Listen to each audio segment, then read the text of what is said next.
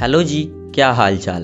तुम्हारा रिक्वेस्ट था कि टफ प्रॉब्लम लाया जाए, तो लो जी ले आया सीक्वेंट एंड सीरीज से क्वेश्चन को तुम पहले खुद से ट्राई करो, अगर हो गया आंसर कमेंट कर दो। Now let's solve it. Question में हमें an+1 एक सीक्वेंस दिया गया है and for all n greater than equals to 1 and a1 होगा 1, मतलब फर्स्ट टर्म होगा 1।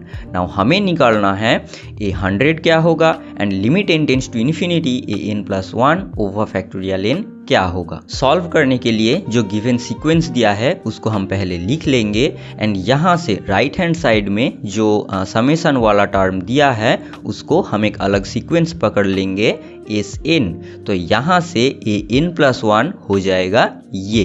ओके, अब यहाँ से क्रॉस मल्टीप्लाई के बाद हमारे पास आ जाएगा n+1 times an+1 is our Sn। तो Sn को हम क्या पकड़ा था कि समेशन k² ak, तो इस n+1 क्या होगा, सिर्फ n की जगह पर n+1 रख दो तो ये आ जाएगा। ना इसको अगर हम ब्रेक करें कि k equals to 1 to up to n, तो ये हो जाएगा दिस प्लस n+1 का होल स्क्वायर, मतलब जो लास्ट टर्म बाकी था n+1 उसको k की जगह पर सिर्फ लिख दो। तो first term summation k² ak क्या होगा, उसको हमने पकड़ा था Sn, तो दिस इक्वल टू हो जाएगा Sn plus n+1 Sn। Now second term ये n+1 Sn क्यों होगा, क्योंकि हमारे पास था n+1 times an+1 equals to Sn, so ये बन जाएगा n+2 टाइम्स Sn। नाउ यहाँ तक जो क्रूशियल इंफॉर्मेशन हमें मिला an के बारे में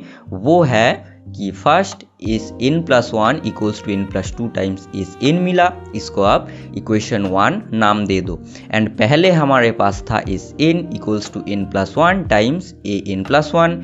यहाँ पर अगर तुम n+1 पुट कर दो n की जगह पर, तो हमें मिलेगा Sn+1 equals to n+2 times an+2। Okay, with a1 equals to 1, ये तो फर्स्ट टर्म था, क्वेश्चन में गिवन था। अब ये दो वैल्यू लेके फर्स्ट इक्वेशन में सब्सटीट्यूट कर दो, मतलब ये Sn का वैल्यू एंड Sn+1 का वैल्यू, तो हमें मिल जाएगा n+2 times an+2 equals to this. अब दोनों साइड से n+2 कैंसिल हो जाके हमारे पास सिर्फ ये रह जाएगा for all n greater than equals to 2।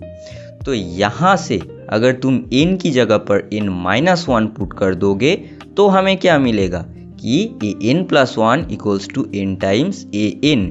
ये एक बहुत ही फेमस रिकरेंस रिलेशन है, जिसको अगर तुम एक्सप्रेस कर दोगे इसकी टर्म को, तो तुम्हें मिलेगा कि फर्स्ट टर्म होगा 1, second term half, third term factorial 2/2, ऐसे करके चलेगा।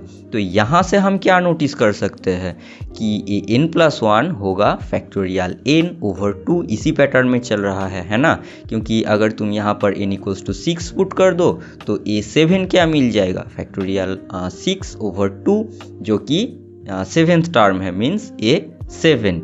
तो यहाँ से a100 क्या होगा, सिर्फ n की जगह पर 99 पुट कर दो तो a100 हमारे पास आ जाएगा factorial 99/2 and that's our answer. And जो सेकेंड क्वेश्चन था लिमिट का, उसको तुम ये वाला रिलेशन से तो बहुत ही आसानी से निकाल सकते हो, तो उसका आंसर क्या होगा कमेंट कर देना। ऑलराइट, ये तो गया सीक्वेंस सीरीज। नाउ अगर तुम ये सीखना चाहते हो कि कॉम्प्लेक्स नंबर को हम जियोमेट्री से कनेक्ट करके कैसे सॉल्व करते हैं, उसके लिए ये वीडियो देखो और जितना प्रैक्टिस करोगे उतना सीखोगे। तो मिलते हैं वहीं पर, बाय।